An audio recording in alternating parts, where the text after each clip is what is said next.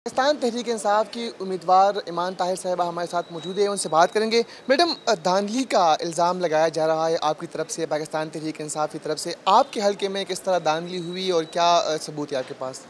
देखिए, जितने भी हलकों में धांधली हुई है, सबसे बड़ा सबूत तो फॉर्म 45 है। और वो फॉर्म्स जो हैं वो तमाम लोगों के पास मौजूद हैं, वो सिर्फ पीटीआई के लोगों के पास मौजूद नहीं हैं। वो जो फॉर्म्स हैं वो पीएमएलएन, पीपीपी और टीएलपी, क्योंकि हमारे हलके में, जो मेरे हलके में स्पेशली बिकॉज साद रिजवी साहब खुद इलेक्शन लड़ रहे थे, तो वो जो है वो रनर अप हैं, तो उनके पास भी मौजूद है। और अगर आप तमाम लोगों के टैली करें, जिसमें टीएलपी, पीपल्स पार्टी हमारे और जमात इस्लामी के हैं, तो उन तमाम के मुताबिक जो है वो हमारी एक हलके से 65,500 की लीड है और दूसरे हलके से हमारी 24,000 की लीड है जी। तो सबसे बड़ा सबूत आपका होता है फॉर्म 45, वो हमारे पास मौजूद हैं। और देखें, सबसे इम्पॉर्टेंट बात यह है कि आरओज़ के ऑफ़िस में जहाँ कि हमें इजाज़त है, जब आप फॉर्म 47 बना रहे होते हैं, तो आपको कैंडिडेट्स को, मुझे पूरी रात जाने अंदर नहीं दिया गया।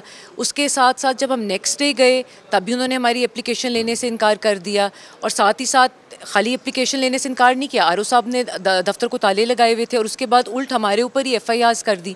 सो देखें, ये जो बेसिकली ये मेरे हलके की या मेरी सीट की बात नहीं है, ये पब्लिक का मैंडेट है, ये लोगों ने वोट दिया, ये उनके मैंडेट की बात है। तो इसलिए अवाम के मैंडेट के लिए हमें जिस हद तक जाना पड़ा हम चाहेंगे। मैडम, कमिश्नर रावलपिंडी के बयान के बाद, उनके जो इंकशाफात है उनके बाद, चीफ इलेक्शन कमिश्नर और चीफ जस्टिस के इस्तीफे के हवाले से क्या मौके पे आप? देखिए, अगर इस मुल्क में कोई मॉरलिटी नाम की कोई चीज़ होती, जो कि है नहीं बदकिस्मती से, तो वो अब तक अपना रिजिग्नेशन दे चुके होते।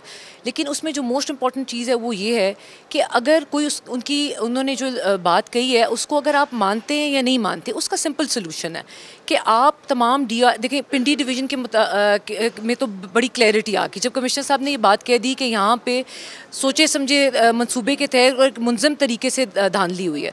तो उसमें एक सिंपल सी बात है कि आप तमाम डीआरओज़ को, आरओज़ को, चीफ इलेक्शन कमिश्नर साहब अपने दफ्तर में बुला लें या जहां भी वो बुलाना चाहते हैं वहां पे बुला के फॉर्म 45 के मुताबिक लोगों का रिजल्ट दे दें। अगर हम सच्चे होंगे तो हम जीत जाएंगे, अगर वो हैं तो ऑलरेडी आप उनका नोटिफिकेशन तो कर चुके हैं। आपके जो मुखालिफिन है वो तो ये भी कह रहे हैं कि कमिश्नर का इंतखाबात से, इलेक्शन से कोई सरोकार नहीं है। देखें, अगर कमिश्नर का इंतखाबात से सरोकार नहीं है तो आप मुझे बताएं कि डीसी क्या है। डीआरओ तो आपके डीसीज हैं और उनके नीचे आरओज हैं, तो आप ये कैसे कह सकते हैं कि कमिश्नर का ताल्लुक उससे नहीं है? कमिश्नर इन सबसे ऊपर थे और इनके ही जो नीचे डीसीज थे वो डीआरओज थे। तो ऑब्वियसली, और अटक में कमिश्नर साहब स्पेशली अटक जाते हैं, तो उनका अटक जाने का क्या मकसद था? तो अगर उनका इलेक्शन से कोई ताल्लुक नहीं था, उनका कोई वास्ता नहीं था, तो उनको अटक जाने की क्या ज़रूरत थी? मैडम, मरियम औरंगज़ेब साहिबा ने आज प्रेस कॉन्फ्रेंस भी की, काफ़ी दुखी दुखी भी नज़र आ रही थी। क्या लग रहा है, हुकूमत बन पाएगी? देखिए, वो दुखी नहीं थी, वो बहुत शदीद गम और गुस्से में थी। और जिस तरह वो कहती हैं, रोएं पिटे चीखें, आपने उनकी चीखें सुनी, आपने उनका रोना सुना, आपने उनके वैन सब लोगों ने आज देखे। सबसे पहले तो जो हमारी पाकिस्तान की अवाम है वो मुबारकबाद की मुस्तहिक है, जिस तरह उन्होंने जुल्म और जबर का सामना किया। और आज जो इनकी ये शिकस्त है, ये अवाम की वजह से है। और लोगों ने इनका जो गरूर था, इनका जो तकब्बर था, इनके जो मंसूबे थे, उनको खाक में मिलाया। सबसे पहले तो हमारी कौम जो है, जिस तरीके के साथ वो खड़ी हुई है, जितना उनमें शऊर आया है, तो सबसे पहले तो कौम जो है वो मुबारकबाद की मुस्तहिक है। दूसरी जो उन्होंने इंपॉर्टेंट बात उन्होंने अपनी प्रेस कॉन्फ्रेंस में एक की कि जी उनके साथ कौन राब्ते में था, वो कहाँ जा रहे थे, किससे मिल रहे थे। देखिए, वो किससे मिल रहे थे, कहाँ जा रहे थे, किससे बात कर रहे थे, ये इंपॉर्टेंट नहीं है।